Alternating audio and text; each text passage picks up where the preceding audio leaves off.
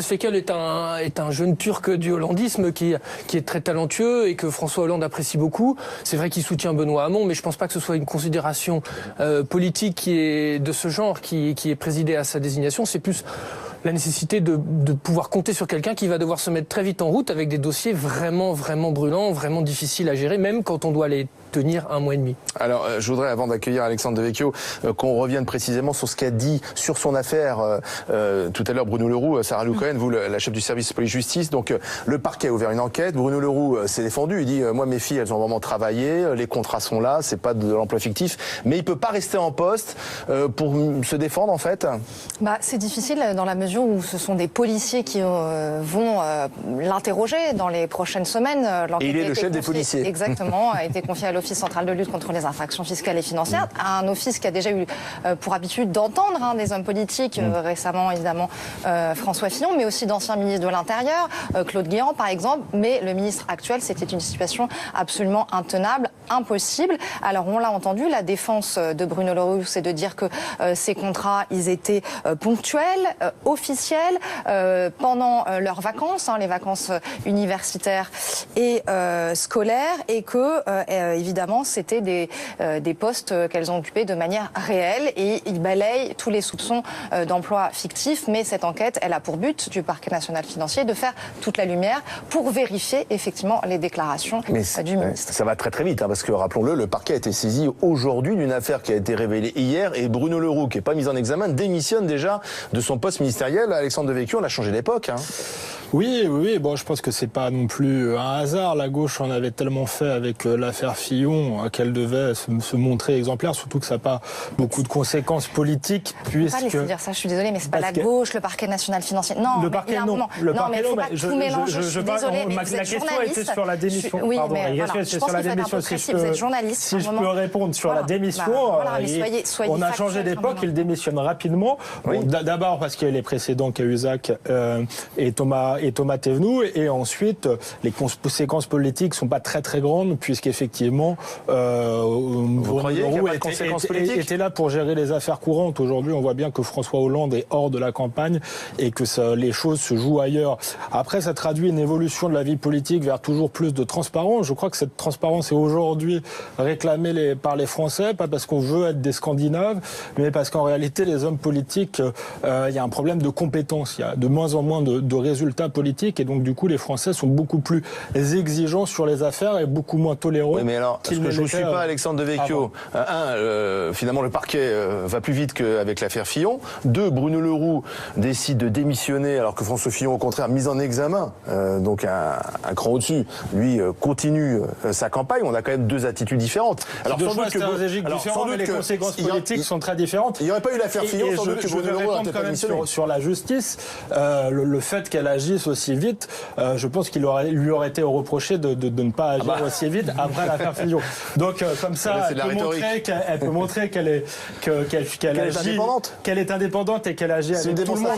Qu'elle agit avec tout le monde de la même manière. Mais encore une fois, les conséquences de la démission de Bruno Le Roux sont nulles. C'est pas un personnage majeur dans la vie politique. Il n'est pas engagé dans la campagne. Oui, mais pourquoi Benoît Hamon a très vite réagi, a demandé justement que Bruno Le Roux quitte ses fonctions? Il y avait quand même pour Benoît Hamon un danger de voir un socialiste mis en cause. Un socialiste, même un socialiste d'un gouvernement dont il a démissionné, forcément, c'était gênant. Alors aujourd'hui, on a l'impression que c'est un partout, mais c'est pas la balle au centre, parce qu'en fait, ça profite évidemment au dégagisme, à ce sentiment que les élites sont corrompus, ça participe aussi à l'abstention peut-être, donc c'est pas une bonne nouvelle ni pour la droite ni pour la gauche. Ou alors c'est peut-être une bonne nouvelle parce qu'on change de système. Alors c'est une bonne nouvelle parce qu'on change de système, si toutefois que on des va au bout. pratiques aujourd'hui, si toutefois on va au bout, tolérées hier ne le sont plus aujourd'hui. Si on va au bout de la clarification et si effectivement de nouveaux règlements sont adoptés, non pas tant concernant les emplois familiaux, mais plutôt les emplois fictifs, parce qu'un emploi familial peut être réel et un emploi non familial peut être fictif. Là on parle quand même d'adolescents, c'est assistant parlementaire à 15 ans. L'enquête à mener et statuts à clarifier sont ceux de collaborateurs parlementaires pour voir quelles sont réellement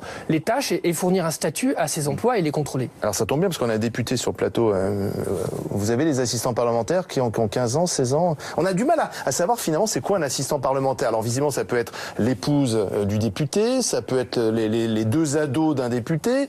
Et puis quand on interroge d'autres assistants parlementaires adultes, ils nous expliquent que c'est un vrai travail, qui demande de vraies compétences. On a du mal à s'y retrouver quand même. Il faut effectivement qu'on clarifie ces règles d'embauche des assistants parlementaires. Comment vous avez fait, vous avez... Écoutez, moi j'ai ni d'enfants mineurs, ni d'emplois familiaux et autres. J'ai des assistants parlementaires qui font leur travail et qui travaillent même plus que 35 heures. Mais la question n'est pas là. La question, elle est pour nous aujourd'hui, comment se fait-il finalement que ces pratiques qui datent depuis plusieurs années, on en arrive là? Je crois qu'il faut qu'on encadre davantage le recrutement des assistants parlementaires en tant que tel. Parce que je veux le dire aussi, il y a aussi beaucoup d'assistants parlementaires qui aujourd'hui ont des conditions financières et économiques qui ne sont pas celles que les Français qui nous écoutent pourraient croire. Ce ne sont pas des gens qui vivent au-dessus de la moyenne des Français. Et je le dis aussi, le travail d'assistant parlementaire, c'est un vrai travail. Il y a des gens qui sortent de Sciences Po, d'ailleurs, qui ont fait des études juridiques, des études de droit, et qui aujourd'hui se sentent un petit peu abîmés par tout ça. Donc ce que je pense, et ce que nous pensons, c'est pour ça que je vous disais tout à l'heure, je crois que si on veut aller au fond du problème, il ne faut pas qu'on traite ce problème pendant la campagne présidentielle. Ah bon? Oui. Bah c'est pas le meilleur moment. Il y a un débat aujourd'hui, parce que justement, notamment sur la morisation de la vie politique. C'est là où j'ai un désaccord avec vous.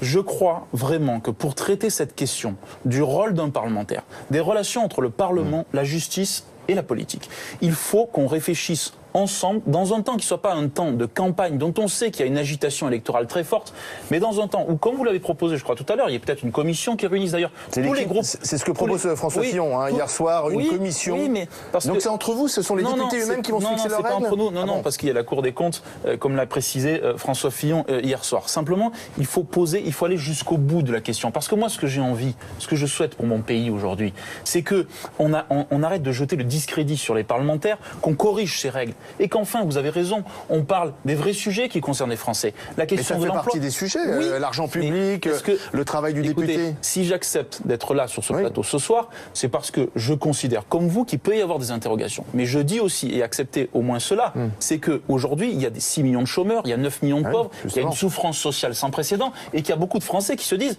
mais cette élection présidentielle, on est pris en otage, non pas par les médias, mais on est pris en otage par ce climat des affaires qui empêche finalement d'aller dans les vrais sujets sur l'élection présidentielle, alors même qu'on est dans un moment... Ça. Je dis que c'est un sujet important, la moralisation de la vie publique, mais permettez-moi quand même de penser que quand on choisit un candidat à l'élection présidentielle, on peut le choisir sur ce critère-là, mais on peut aussi le choisir sur le critère de la stature de chef d'État, on peut aussi le choisir sur le critère de la... Les deux ne sont pas compatibles. C'est pas ce que j'ai dit, mais sur le critère de la compétence, et on peut aussi le choisir sur la politique étrangère, ce qu'il fera en tant que tel. C'est ça l'enjeu. Oui, je pense que plus que ces problèmes d'emploi fictif, pas fictif, un problème grave qui est pas soulevé dans la moralisation de la vie politique, et c'est valable aussi bien pour François Fillon que pour Emmanuel Macron, c'est le problème des conflits d'intérêts. Je pense que ce qui est beaucoup plus grave quand on va élire un président de la République, c'est qu'il soit soumis à des intérêts, des lobbies politico-financiers. Et ça, c'est une question qui est jamais soulevée, à part un peu hier d'ailleurs par Benoît Hamon, il faut le souligner, je pense. Ou par les journalistes. Qu'il a eu raison. Il a eu raison. Et ça, à mon avis, si on veut parler de moralisation politique, c'est beaucoup plus important parce que ça joue finalement sur les politiques qui sont menées. Ensuite, les histoires de on emploie sa famille ou pas, je pense que ça agace de plus en plus les Français puisque les politiques demandent de plus en plus de restrictions finalement et d'efforts. Donc ça passe moins bien qu'avant, et je le disais aussi parce qu'il y a de moins en moins de compétences. S'il y avait une réelle efficacité économique, je crois qu'on est des Latins, encore une fois, et qu'on n'est pas des Scandinaves et qu'on ne serait pas aussi tatillons. Après, voilà, Bruno Le Roux est un bon exemple, un apparatchik du Parti Socialiste, moi, que je connais bien, qui était maire de ma ville, Épinay-sur-Seine, qu'il a d'ailleurs perdu et qui est récompensé en devenant le patron des députés socialistes et ensuite le ministre de l'Intérieur sans avoir de réelles compétences là-dessus. La sécurité, c'était son Oui, Épinay-sur-Seine, je peux vous dire qu'en matière de sécurité, on peut mieux faire. Donc donc voilà, donc je pense que c'est pour ça aussi que les politiques sont fragiles et donc la crise de régime a des causes bien plus profondes finalement que des affaires d'emploi fictifs. Sylvain, si on se met, et c'est difficile, je sais, dans la tête de François Hollande, hein, tout le monde essaie de s'y mettre, on a du mal, ça doit être quand même compliqué cette journée parce que Bruno Le Roux, je le rappelle, c'était un très proche, il fait partie du petit cercle qui a toujours cru au destin présidentiel de François Hollande et ils n'étaient pas nombreux avant 2012 et aujourd'hui à quelques semaines de la fin de ce quinquennat, eh bien c'est Bruno Le Roux lui-même qui est emporté par une affaire. François Hollande était déjà habité par la tragédie du pouvoir, alors là il franchit encore un stade supplémentaire avec ses amis qui le déçoivent, qui tombent, voilà, donc il sera allé au bout. En même temps, il a quand même un espoir qui renaît un petit peu parce que même s'il se prononce pas directement pour Emmanuel Macron, il y a comme une partie de l'héritage de François Hollande qui pourrait être assumé dans les mois qui viennent et sans doute pour lui, c'est aussi un motif de réconfort. Même s'il ne le dit pas. Ouais. Moi, je voudrais savoir, Damien Abad, vous n'avez pas peur que cette affaire soit utilisée une fois de plus contre François Fillon, parce que la gauche va dire, voyez, nous, on est quand même assez exemplaires dès qu'une affaire est à peine révélée, le parquet à peine saisi, eh bien, on prend des décisions douloureuses. Bruno Le Roux doit quitter le gouvernement, cette nouvelle crise pour François Hollande, alors que chez vous, finalement, vous avez décidé de continuer avec votre candidat mis en examen. Vous savez, dans cette campagne, je crois qu'il y a au moins une chose qui est sûre, c'est qu'on n'a plus peur de rien. Je le dis aussi, je crois qu'il y a une information judiciaire pour Emmanuel Macron. Et que donc la question pourrait aussi se poser pour lui. S'il y a une information judiciaire, il pourrait aussi se poser... une enquête préliminaire qui ne vise pas directement M. Macron. Je ne savais pas que vous étiez l'avocat de M. Macron, mais je précise. Non, elle est là pour préciser. Je suis rassurant, mais je vous sens... C'est pas une enquête. Je suis très heureux qu'on soit dans un débat de porte-parole. J'en suis très heureux, mais j'aurais aimé le savoir avant d'entrer dans l'émission. Mais non, c'est pas de préciser les faits. Mais si, c'est pas une enquête contre M. Macron. C'est une enquête préliminaire qui est ouverte. La question peut se poser également. Je dis que, pour répondre à votre question, cette campagne a rendu François Fillon inoxydable. La vérité aujourd'hui, c'est que, oui, il faut le dire, parce que aujourd'hui, on a besoin d'un président de la République qui ait cette capacité à résister face aux événements. Et juste un mot là-dessus, quand même, tant pis, je vais me lâcher 2 minutes. Allez-y. Je peux, ici, on a le droit de tout faire. J'ai trouvé hier, que dans le débat, même si le sondage est là, dit le contraire, qu'on avait quand même, avec Emmanuel Macron, un petit garçon qui est rentré dans la cour des grands. Et que la question qui est posée pour nous, dans un contexte de terrorisme exacerbé et d'une crise économique sans précédent, quel président de la République on veut?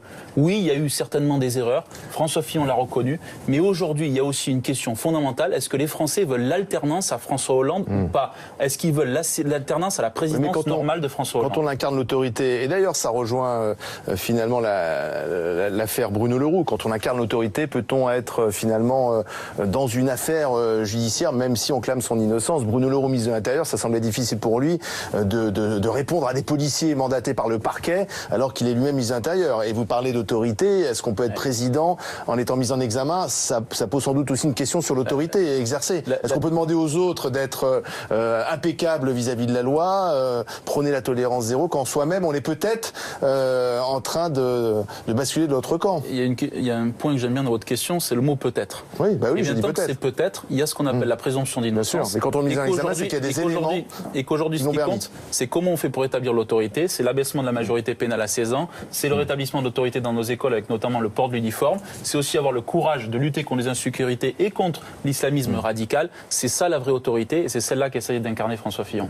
Sylvain Courage, Bruno Le Roux s'en va. Est-ce que ça va avoir un impact politique important, notamment pour la candidature socialiste, ou est-ce que finalement on va vite passer à autre chose? Non, je pense ça va suivre son cours, et puis l'enquête est ouverte, donc il y aura peut-être aussi des informations qui vont filtrer.